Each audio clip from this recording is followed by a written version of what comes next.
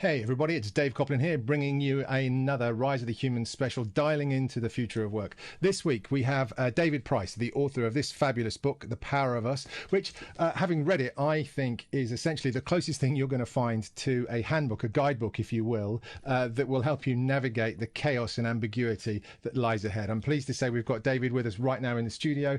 So David, welcome to the show, and thank you so much for joining us. No, thank you, Dave, and thanks for having such a kind of well-referenced copy of the book. I love it when I see little post-it notes stuck out.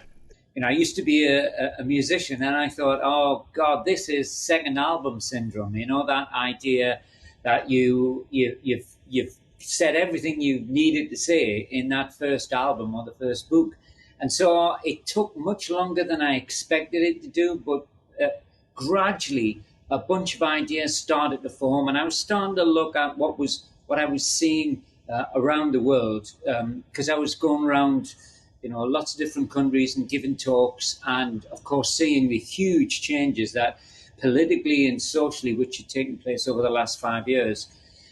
And at some point I thought, I'm going to have to try and test these ideas out and see if it's just me.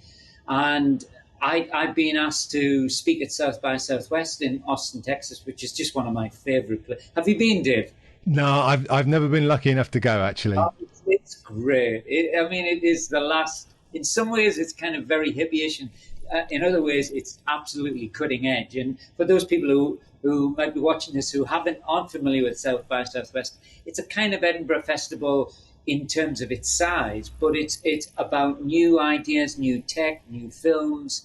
It is just a hipsters retreat, and they booked me into a room that held about 500 people, and I think I'd done a title like "Say Hello to Your New Best Friend: People-Powered Innovation," and that was kind of it. And about 3 minutes before I was due to go on, I said to my wife, "There's nobody here. No one is going to turn up."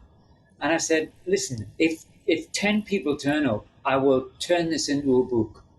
And out of nowhere, 500 people just descended on the place. I guess it is like Edinburgh in that sense. They're constantly moving around, and suddenly they all arrived. And I said the same thing to them. I said, "Listen, I just want to try these ideas out. If it resonates at all, stick around afterwards and we'll talk." And about 120 people stuck around, and we had a great conversation. And people were kind of saying, "Yeah, I think you're onto something there." And then, of course, that's when the real work started, because I thought I need some case studies. I need to get, the frame of the book sorted out. And I thought I had that so that was 3 years ago when I went to South by Southwest.